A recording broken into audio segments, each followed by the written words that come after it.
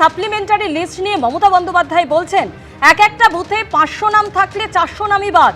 এটা কি মজা হচ্ছে? একটা লক্ষণ রেখা আছে তো। বিজেপি সব সীমা অতিক্রম করেছে। প্রথম সাপ্লিমেন্টারি তালিকা কোথায় গেল? আর কি বললেন মমতা বন্দ্যোপাধ্যায়, শুনুন।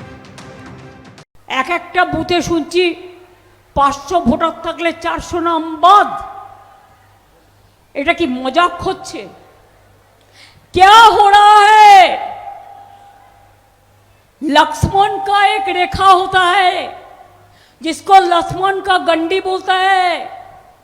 सीता देवी को कहा गया था आप लक्ष्मण गंडी पार मत करो। BJP is crossing all the limits. First supplementary list কোথায় গেল? নরেন বলল 1 কোটি, আমি বলবো ওটা বলেছিল 1,20,00,000 লক্ষ, আর আমি মিলিয়ে দিচ্ছি সংখ্যাটা। প্রথমেই 58 লক্ষ বাদ হয়েছে, মানে প্রায় 60। সেটা খোলাই হয়নি। তারপর 60 লক্ষ লজিস্টিক্যাল ডিসক্রিপেন্সি, মানে কি একটা মেয়ের বিয়ে হয়েছে, সে তার পদবি চেঞ্জ করেছে, সেই জন্য সে অ্যাডজুডিকেশনে। তোমরা এআই দিয়ে নাম ভুল করেছো, এমনকি জাজেদের নাম পর্যন্ত অ্যাডজুডিকেশন লিস্টে ঢুকিয়ে দিয়েছো। লজ্জা করে না? শুনুন, এদের কোনো লজ্জা নেই, কারণ একটা কান কাটা থাকলে দুটো কান কাটার ভয় থাকে। এদের তো দুটো কানই কাটা।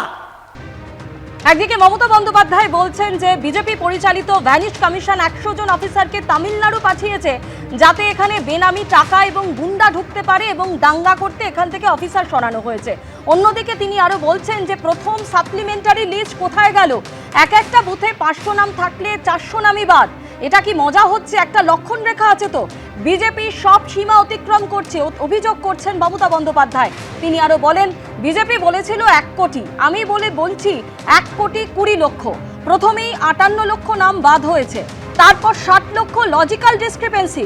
তোমরা এআই দিয়ে নাম ভুল করেছো, এমনকি বিচারকদের নামও বিবেচনাধীন তালিকায়। অভিযোগ মমতা বন্দ্যোপাধ্যায়।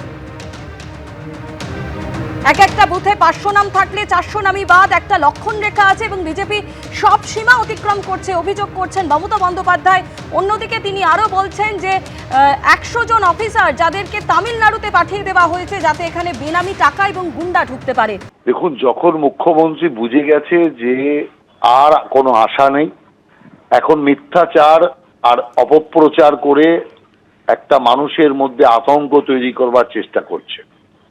আর প্রতি ক্ষেত্রে ওনার মুখে দাঙ্গা দাঙ্গা দাঙ্গা দাঙ্গা করানোর অনেক চেষ্টা করে শেষ পর্যন্ত ব্যর্থ হয়েছে।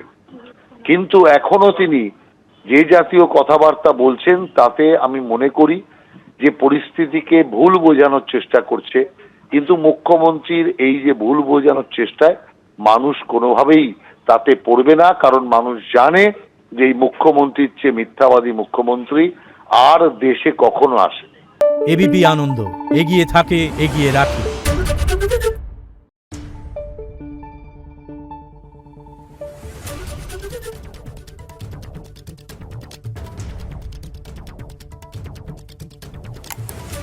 Thank you.